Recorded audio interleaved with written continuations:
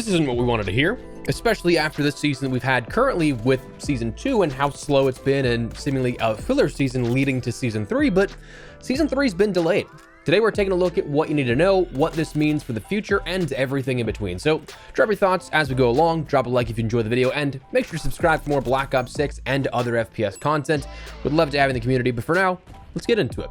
So right up front, Season 3 is indeed delayed, with the official Call of Duty Twitter tweeting, Season 3 is a big moment for Call of Duty Warzone and Black Ops 6, and we're taking the time to deliver a great experience starting on April 3rd. More to come following Call of Duty Warzone's 5th anniversary next week. So first, new release date confirmation, we're seeing a delay and added time to the season that we have right now, extending that time on things like your battle pass and your content there.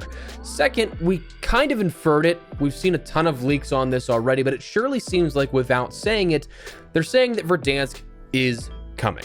Season 3 is a big moment for Warzone and then Black Ops 6.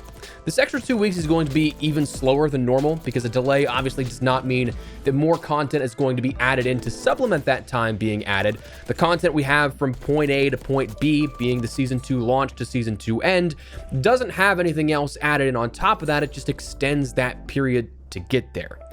Maybe they extend the Clover Craze event upcoming, and I'd imagine that's likely since it's mentioned that goes until the end of the season, but who knows?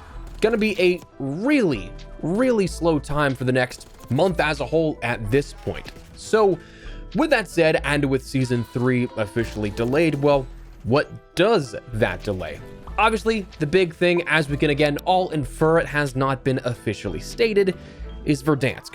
The Ghost of Hope also insinuated that this would be a massive season for multiplayer as well, cryptically tweeting a notes emoji on last year's Season 3 roadmap, which arguably was one of the best seasons in recent memory from a content perspective for the base game offering. Like the last couple of years since Modern Warfare 2019 introduced Warzone, we of course saw that a lot of what we had was favoring the Warzone content and the base game for those that like the core multiplayer or whatever third mode there was, that was kind of being left out to dry. That wasn't the case last year, and if it is something that's insinuated here with this, that is something that might not be the case again with this season, but instead offering a content delivery for Warzone, multiplayer, and potentially zombies, though I don't quite know where we stand on that one just yet, but insinuating that Treyarch are taking notes for this Season 3 is a pleasant surprise and one that I'm surely welcoming. My own personal assumption would be that they'd be going insanely hard on Warzone for the anniversary, trying to get people to come back and then keep them there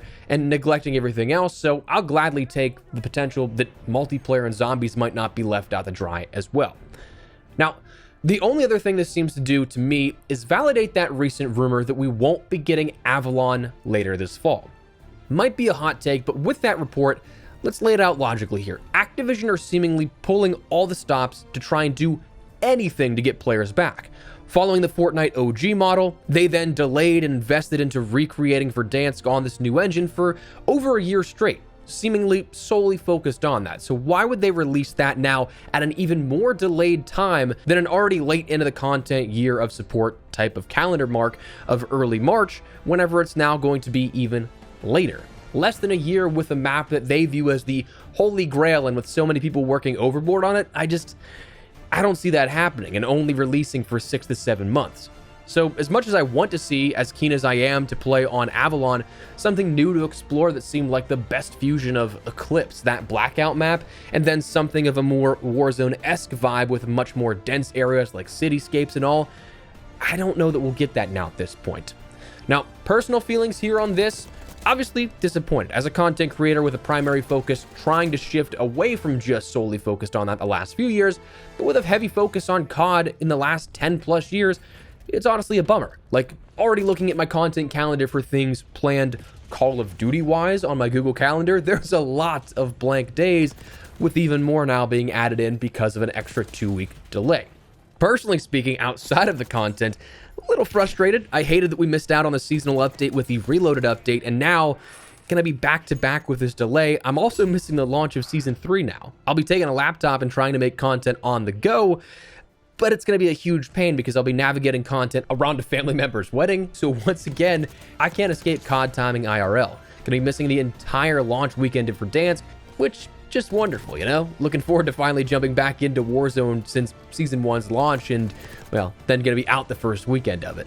Never missed a seasonal launch in my years of doing this, and then missing 2 back-to-back is kind of crazy odds, but I'm personally okay with the delay as a whole if it doesn't release in a problematic state, something that's kind of rare for COD these days. I mean, we always get things buggy and then people are like, well, why didn't they delay this?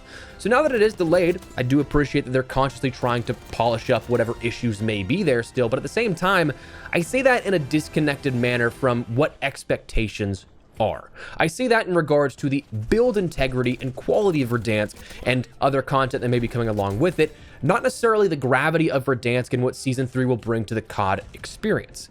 And that's still assuming that it's not a buggy mess on release, which is still very much so possible. We've seen that happen before, where content is delayed, but it still doesn't really change anything. So let me explain further. I do not think Season 3 and Verdansk will save the current Warzone experience, and perhaps COD as a whole. Like, if you don't like the game currently, I don't think this is going to do anything to sway you. I think that a delay could polish up the build of the map and perhaps some of the gameplay experience coming through either Warzone, multiplayer, and or zombies, but as a whole, I don't think this will move the needle for those still playing the game currently. I think the general appeal of this upcoming season and Verdansk and what is rumored to be the content coming through weapons, operators, and stuff, it's meant to appeal to people that stopped playing, give them a reason to jump back on, check it out, and hopefully, in COD's eyes, keep them playing the game. But for those of us like you or I, involved in the experience now, I don't think it's going to make much of, if any, difference. So overall, obviously, I'm hoping for the best. I want the game to thrive. I want people to enjoy playing what they like playing, but I'm not also expecting much of a different outcome. Kind of my philosophy lately for a lot of things, like hope for the best, but don't get your hopes up too much if nothing doesn't come of it. But in the meantime, honestly, March is actually kind of stacked with other games to play and keep you busy. Like, I've got 4 of the next 5 Thursdays in a row of games I'm interested with launches. Fragpunk launches this week that I'm looking forward to checking out. Didn't get any hands-on with the alpha earlier last year with that, but looking forward to jumping into that. Assassin's Creed Shadows releases on the 20th. Atomfall releases on the 27th, and then The Last of Us Part 2 remastered on the 3rd, but lesser excited for that one, obviously, just because it's a remaster of a game we've already played, plus that's when the new season for COD comes out, plus already doing all that travel and busy stuff like we talked about, but a lot of stuff to play in the meantime. I'm really looking forward to hitting Assassin's Creed and Atomfall hard with playthroughs and guides for content. Probably streams then on the second channel, definitely second channel for guide content, really looking forward to that one.